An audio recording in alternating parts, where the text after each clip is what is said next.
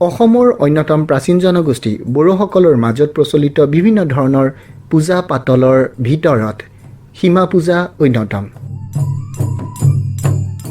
মই সীমা পূজাৰ বিষয়ে জানিবলৈ আগবাঢ়িছিলোঁ নগৰৰ পাৰ্শ্বৱৰ্তী বৃহত্তৰ সোণাপুৰ অঞ্চলৰ ভৰা গাঁৱলৈ, কিয়নো ভৰা গাঁৱৰ ৰাইজে সীমা পূজাৰ আয়োজন কৰিছিল। প্ৰতি বছৰে জেঠ মাহৰ কোনো এটা শনিবাৰে এই পূজা কৰা হয়। ধাৰ্য কৰা দিনটোত সমূহ ৰাইজ গৈ উপস্থিত হয় পূজাৰ দায়িত্ব প্ৰদান কৰা পৰিয়ালটোত। তেওঁলোকে পুৰুষ মহিলা নিৰ্বিশেষে আটাইবোৰে গৈ সেই মানুহ ঘৰত পূজাৰ প্ৰয়োজনীয় যি কাম কাজ সেয়া আৰম্ভ কৰে। মহিলাসকলে দেৱতাৰ বাবে ভোগ বা ৰাইজৰ খাদ্য তৈয়াৰ কৰিবলৈ প্ৰয়োজনীয় সামগ্ৰীসমূহ গোটোৱাত মনোযোগ দিয়ে, আনহাতে পুৰুষ সমাজে পূজাৰ বাবে প্ৰয়োজনীয় যি সৰু সবচাৰ তাক ঠিক ঠাক কৰাৰ দায়িত্ব লয়। এইখিনিতে উল্লেখ কৰিব লাগিব যে জনগোষ্ঠীয় সমাজৰ নিজস্ব পূজাৰ পদ্ধতি আছে আৰু তেওঁলোকে তেওঁলোকৰ পূজাত মদৰ ব্যৱহাৰ কৰে। সীমা পূজাত দেৱতাৰ বাবে আগবঢ়োৱা যি সুৰা বা থলুৱা মদ সেয়া চুঙাত ভৰাই কলপাতেৰে বন্ধা হয়, নাইবা দেৱতাৰ বাবে আগবঢ়োৱা মদৰ চাউল যাক স্থানীয় ভাষাত জুগুলি বুলি কয় সেয়াও কলপাতেৰে মেৰিয়াই বান্ধি আগবঢ়োৱা হয়। এনেদৰে সময় আগবাঢ়ে আৰু সময় আগবঢ়াৰ লগে লগে প্ৰয়োজনীয় সমূহ সামগ্ৰী যোগাৰ হোৱাত সেইবোৰ আগচোতাললৈ উলিয়াই নিয়া হয়।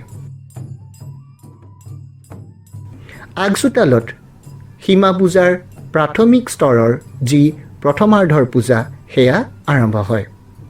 চোতালত উপস্থিত হোৱা সমূহ ৰাইজে সীমা দেৱতাৰ উদ্দেশ্যে এভাগ প্ৰসাদ আগবঢ়ায় আৰু তেখেতক নিজৰ মনৰ ভাৱ ব্যক্ত কৰে। এই চোতালৰ পৰাই পশ্চিম, উত্তৰ আৰু দক্ষিণ দিশলৈ 6জন মানুহে দুজনকৈ দল বান্ধি আগবাঢ়ে। তেওঁলোকে লগত লৈ যায় মুৰ্গী, কণী, হালধি, নিমখ আৰু তেল। এইবোৰ তেওঁলোকে গাঁৱৰ নিৰ্দিষ্ট সীমালৈ গৈ সেই দিশৰ দেৱতাক আগবঢ়ায়। আনহাতে পূব দিশত যিহেতু মূল থানখন আছে, একাংশ ৰাইজ সেই মূল থানখনলৈ বুলি আগবাঢ়ে। পূব দিশত থকা সীমা পূজাৰ মূল থানখনত উপস্থিত হৈ তেওঁলোকে আগদিনাই তৈয়াৰ কৰি যোৱা যি মাটিৰ ঢিপ বা থাপনা, তাত তেওঁলোকে পিঠাগুড়িৰে আলপনা অঁকা বাঁহৰ পাতেৰে সজোৱাৰ পিছত তাত বাঁহেৰে তৈয়াৰী চাকিবোৰ গুজি দিয়া হয়। এইখিনিতে উল্লেখ কৰিব লাগিব যে সীমা পূজাত পূব, পশ্চিম, উত্তৰ, দক্ষিণ এই কেওটা দিশৰ দেৱতাক উদ্দেশ্যি পূজা আগবঢ়োৱা হয় যদিও তাৰ উপৰি সেই পূজালৈ নিমন্ত্ৰণ কৰা হয় নৈ, নিজৰা, খাল, বিল, পাহাৰ, পৰ্বত নাইবা বামুণ বামুণনী ইত্যাদিক।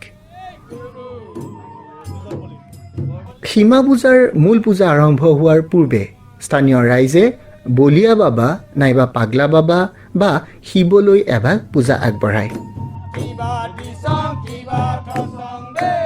এই পূজাৰ লক্ষণীয় দিশটো হ'ল এই পূজাত স্থানীয় ৰাইজে শিৱৰ উদ্দেশ্যে ধতুৰা, ভাং ইত্যাদি আগবঢ়ায় আৰু তেওঁলোকে প্ৰাৰ্থনা জনায় যাতে এনেধৰণৰ নিচাজাতীয় সামগ্ৰীৰ পৰা তেখেতে আমাৰ নৱপ্ৰজন্মক নাইবা ডেকা ডেকেৰীক দূৰত ৰাখে। বলিয়া বাবা বা পাগলা বাবা নাইবা শিৱৰ পূজা শেষ হোৱাৰ পিছতে সমূহ ৰাইজে পূৰ্বতে তৈয়াৰ কৰা পিঠাগুড়িৰে সৈতে কল নাইবা আন ফল মূল গ্ৰহণ কৰে। অৰ্থাৎ মূল পূজা শেষ নহওঁতে তেওঁলোকে এভাগ পূজা কৰি প্ৰসাদ গ্ৰহণ কৰিব পাৰে।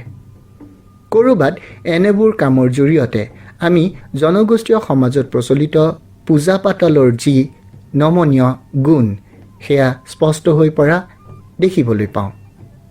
ইয়াৰ পিছতে মূল পূজাৰ সমান্তৰালকৈ একাংশ ৰাইজে দেৱতাৰ উদ্দেশ্যি ভোগ তৈয়াৰ কৰিবলৈ যাৱতীয় প্ৰস্তুতি গ্ৰহণ কৰে।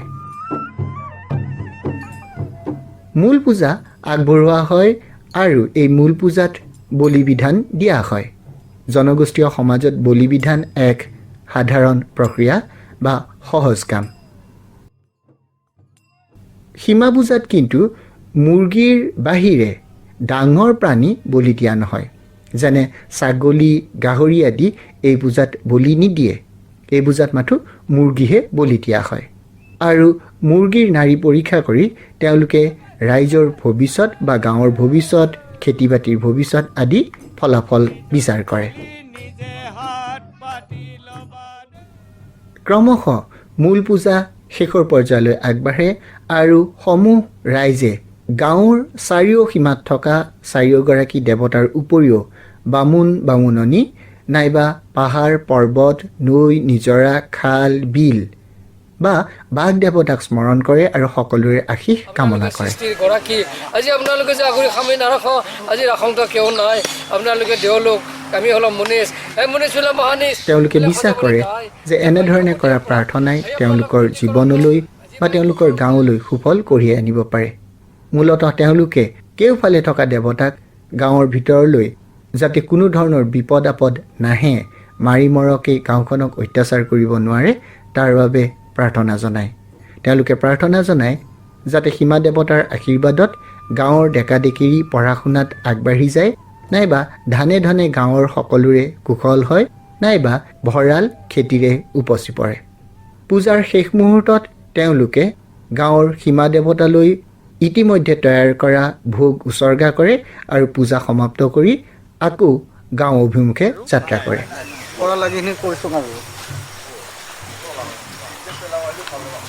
লক্ষণীয় কথাষাৰ হ'ল সীমা পূজা শেষ কৰি ভক্তগণে কেতিয়াও যোৱা পথেৰে গাঁৱলৈ উভতি নাহে, তেনে কৰা মানা। তেওঁলোকে গাঁৱলৈ উভতি আহে আন এটি পথেৰে। আকৌ গাঁৱত থকা একাংশ ব্যক্তিয়ে বা ভক্তই গাঁৱৰ সীমাত ৰৈ থাকে। পূব দিশত থকা মূল থানৰ পৰা পূজা কৰি উভতি যোৱা সমূহ মানুহক গাঁৱৰ সীমাত ৰখা হয় আৰু তেওঁলোকক কণী কাটি শুচি কৰা হয়, কিয়নো গাঁৱৰ মানুহে বিশ্বাস কৰে যে মূল থানৰ পৰা গাঁৱলৈ উভতি যাওঁতে মাজৰ পথছোৱাত কোনো অপদেৱতাই গাঁৱৰ এই মানুহখিনিৰ সৈতে একেলগে গাঁৱৰ ভিতৰলৈ সোমাবলৈ যত্ন কৰিব পাৰে, আৰু যাতে তেনে কৰিব নোৱাৰে অপদেৱতাক বাহিৰতে ৰাখিবলৈ এই ভক্তসকলক শুচি কৰিহে সোমাবলৈ অনুমতি দিয়ে। ইয়াৰ পিছতে সমূহ ৰাইজ পুনৰ সেই নিৰ্দিষ্ট ঘৰত উপস্থিত হয় আৰু সেই সময়ত যি ঘৰ মানুহক সীমা পূজাৰ বাবে দায়িত্ব পালন কৰিবলৈ নিৰ্দেশ দিয়া হৈছিল তেওঁলোকৰ সৈতে বাৰ্তালাপ কৰে। সীমা পূজাৰ বাবে নিৰ্ধাৰিত দায়িত্ব পালন কৰিবলৈ নিৰ্দেশ দিয়া পৰিয়ালটোৰ ব্যক্তিয়ে এই সময়ছোৱাত ৰাইজৰ নিৰ্দেশ অনুসৰি কেতবোৰ নীতি নিয়মেৰে বান্ধ খাই থাকে। তেওঁলোকে খাওঁ বুলি আটাইবোৰ সামগ্ৰী খাব নোৱাৰে বা আটাইবোৰ খাদ্য তেওঁলোকে গ্ৰহণ কৰিব নোৱাৰে এই সময়ছোৱাত। আকৌ কওঁ বুলি তেওঁলোকে যিকোনো শব্দ প্ৰয়োগ কৰি কাকো একো কথা ক'ব নোৱাৰে।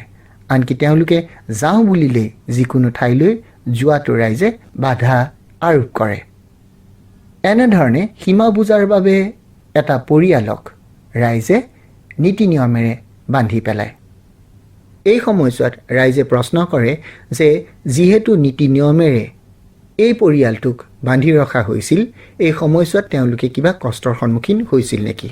আৰু পৰিয়ালটোৰ তৰফৰ পৰা এগৰাকী ব্যক্তিয়ে এই বিষয়ত নিজৰ মতামত বা নিজৰ অভিজ্ঞতা বৰ্ণনা কৰে।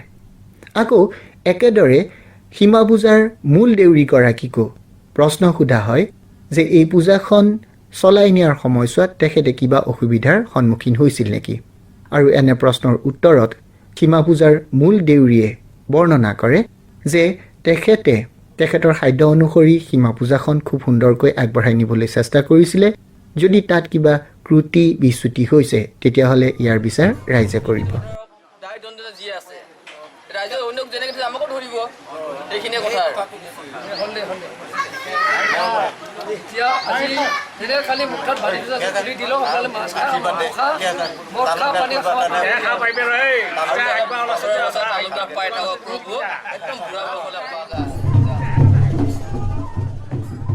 এনেদৰে ৰাইজে বাৰ্তালাপ কৰি প্ৰশ্ন সুধি প্ৰশ্নৰ উত্তৰ লৈ সীমা পূজাৰ বাবে নিৰ্ধাৰিত দায়িত্ব প্ৰদান কৰা পৰিয়ালটোক মুকলি কৰি দিয়ে বা নিয়মৰ বান্ধোনৰ পৰা মুক্ত কৰে। একেদৰে দেউৰীকক মুক্ত কৰা হয়।